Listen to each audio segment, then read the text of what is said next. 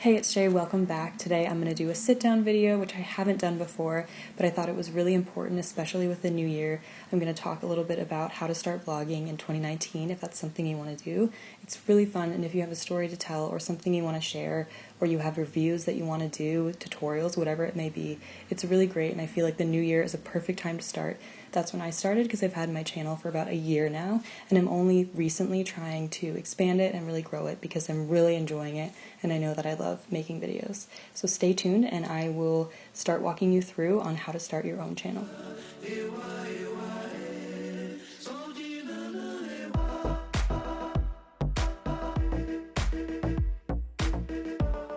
So first we're going to start off with setting up your cameras, and then we'll go over the flow of your videos, so from start to finish, and then of course everything you need to do before you start editing.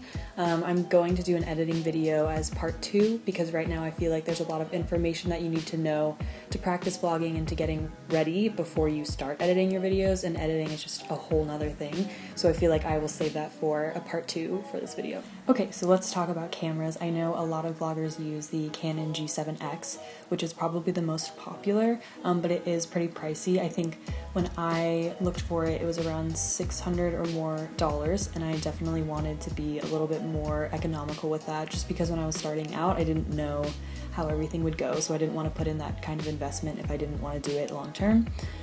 So I actually have the Sony A5100, which I know is a popular one, or basically just any of the Sony Alpha series, because they have the flip screen that you need, but they also have an interchangeable lens, so it's pretty cool because you can take off the lens and change it with different ones. I actually just got a 50mm f1.8 lens that I can use on this, so that's pretty cool, especially because it is cheaper than the G7X. It's around $400 to $500. I think you can find like the whole kit online for that price, and then, you know, like I said, if you do decide that you like it, or maybe you want to experiment with photography, you can buy different lenses and switch those out, which is pretty cool. So I will have these cameras, the G7X and the Sony A5100, linked below from Amazon. These are affiliate links, so I will make a small commission if you do purchase through these links, but at no extra cost to you, so it's not going to be any more expensive for you. I will probably just get a little bit of a commission if you use the links below to go to the Sony A5100 or the Canon G7X. And then you can also use your iPhone. I know a lot of people's iPhones, like the iPhone X, and honestly like anything around the iPhone 6 or greater, is really good, and they have stunning quality, and I know a lot of people start out with that, and it's pretty easy. It's also a little bit easier because you're just holding your phone instead of a huge camera that like really draws attention to you and can make some people nervous. I know it makes me nervous sometimes, especially if I'm trying to vlog in public. So that's pretty cool. Also, you can edit on your phone, which I'm not familiar with, but I know that's a thing.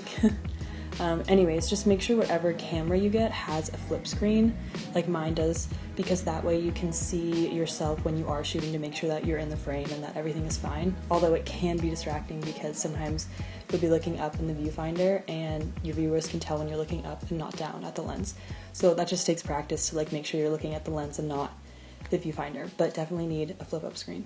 So another thing that you might need is a tripod. I actually don't use a tripod that often, even though I should. I'm using one right now, actually, but I know people get little mini tripods. I don't know the exact name for them, so that way you can hold it when you are vlogging, and it's good because that way you can hold the camera more away from your face. Okay, so as far as actually setting up your camera once you get it, you want to think about a few things before you even start shooting. So first, let's talk a little bit about frame rates. Some of you may have heard of this, some of you may have not. I didn't know what this was before I started, and I learned these things along the way. So basically, the two main frame rates that you'll probably be using are 24 frame rates per second and 60 frame rates per second.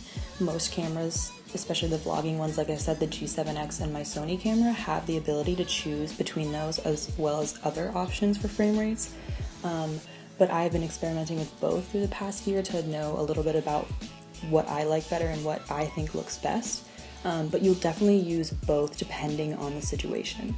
So basically what that means is how many frames you're capturing per second, which is literally what the FPS stands for.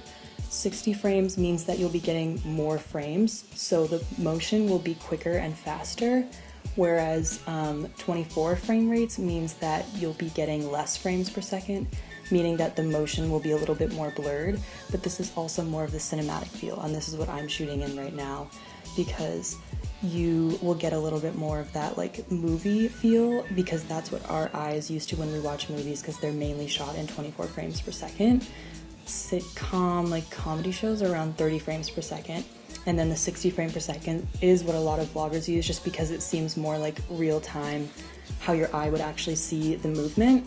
I definitely shot a lot of my videos in 60 frames per second, because it just is very fast and keeps up with the motion, but I am starting to like more of the cinematic look, so I've been experimenting more with that. Note that if you do want to shoot some more travel videos or maybe cinematic footage and you are planning on doing slow motion, if your camera has the ability to shoot in 120 frames per second, which is very fast, it's better to shoot in that, or 60, which is still good, because that way when you slow it down in editing, the slow motion will seem a lot smoother and a lot clearer and cleaner than if you shot at 24 and already tried to slow that down, because 24 you already have less frames that you're shooting at, so when you slow that down even further, the movement will look really choppy instead of a nice smooth slow motion. So if you are planning to shoot a shot, like you've set it up and you've planned it, make sure you switch your camera to 60 or 120 if there's that option, because that way when you slow it down in editing, like I said, the smooth slow motion will be so much better and so much more noticeable than if you shot at 24.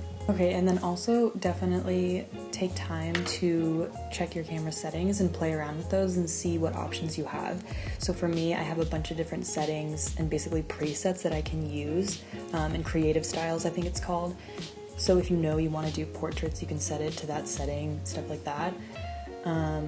My camera does have like a skin smoothing thing, and you can set it to really high or really low. I think I have it on low because, you know, sometimes you need a little help.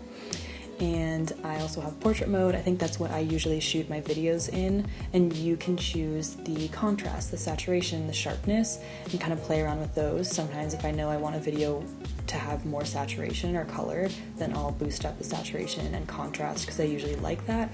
But if you are planning to do a lot of color correction, I would say keep it pretty neutral, and that way you have more room to play around in editing, and you don't have an overly saturated shot that you have to try to reduce the saturation, stuff like that. But then on the other hand, if you do plan to have a video that you do want very saturated, maybe you're in a place or you're doing a travel video that the buildings are very colorful and you know you want a lot of that saturation to come through, I would have that in your camera settings already, so that way that means less editing for you when you do go into editing, and you don't have to put a whole bunch of filters or color presets on there because you already will have it.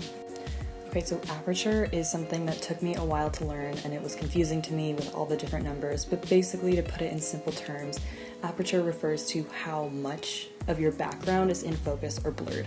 So if you have something like this, right now I'm at an aperture of f4.5, so you have the f and then a slash and then a number. So smaller number means that you have a larger aperture, which is why I got confused, because I'm like, it's a smaller number, but it's a bigger aperture. Bigger because it means the camera's lens is opened up more, so it's letting in more light. So the way I think of it is it's like your pupil and your eye. When your pupil expands, it's letting in more light. When it contracts, it can let in less light. And so the way I think of that is when it's bigger, like this, and the smaller number, you're getting me in focus, but my background is more blurred. So you can see the lights in the background are blurred, and this camera can go even down to a smaller aperture, I think 3.5 or something like that, 3.5, 4.5, which is good for sit-down videos like this. But then if you do want the whole background in focus, you're going to shoot it up to a higher number after that f slash, which will get more of the background in focus.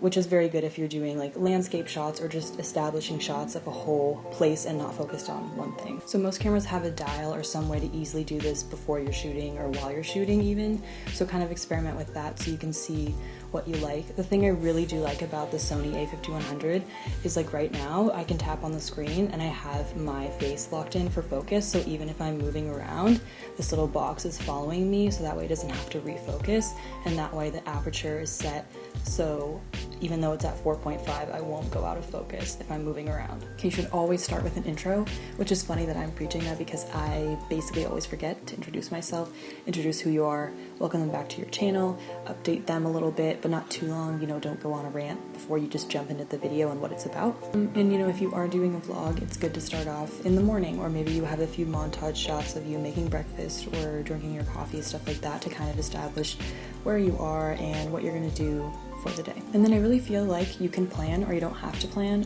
Maybe if you have your first shot, something in the middle, and then an outro kind of planned, then that's kind of how you know what direction you want to go in. And then finally, I really feel like it just comes down to practice. So just practice as much as you can, practice learning different techniques, watch a lot of different videos. That's kind of what I did, is I looked up a bunch of different editing techniques, or people have videos about how to shoot things, you know, that are cool transitions or cool techniques without even having to edit. You just do it in camera, and stuff like that is really cool, and there's a lot of really great resources out there for that. My first video was a total experience. Like, you can make videos and not even plan to post them. You can just make them and edit them and learn how to do that, and not be afraid to post them if you don't want to. You can just do it for practice, just learning how to use the equipment and the tools that you have. I think the main thing to remember is to just get a really great variety of shots. So make sure that you're getting shots where you're talking and you're explaining what you're doing, where you are, where you're going, but also make sure that you get a lot of B-roll. B-roll meaning just shots to establish your location, or if you are traveling, where you're traveling to,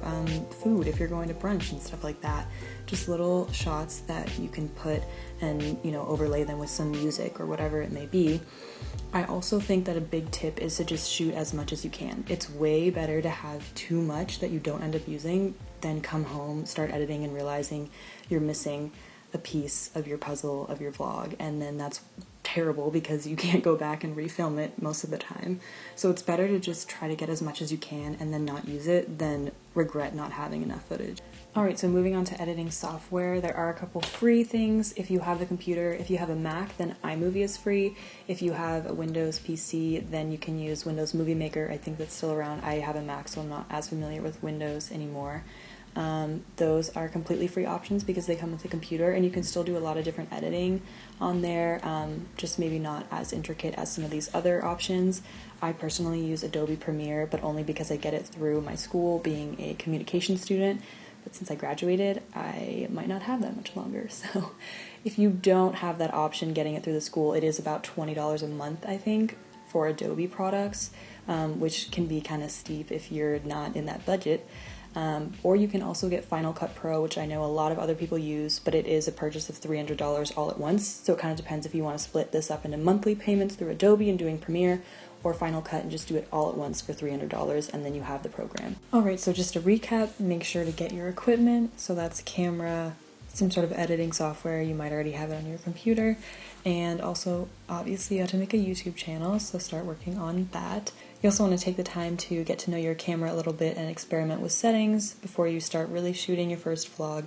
And of course, then you just have to practice and experiment with all different types of styles, different settings, and different ways to tell your story. Just remember that it should be fun, and you shouldn't get too stressed about it. Just have fun with it, experiment, learn. I know I've learned so much in this past year of editing and shooting, and I've definitely felt like I've become a better photographer and cinematographer through all of this, so you definitely will learn so much. Thank you so much for watching. I hope this was helpful to you. I will be coming out with a part 2 where I will dive into editing. I use Premiere, so I will probably do a tutorial on that. However, I also do know iMovie, so I can do another tutorial on iMovie for those of you who want to use iMovie. Also learning how to export your videos for YouTube, because I know I struggled with that a little bit in the beginning, so stay tuned. I will be going back home to Arizona, so I'll have more time to shoot some videos, and you will see some more of me before the year is over, so bye. Thanks, guys.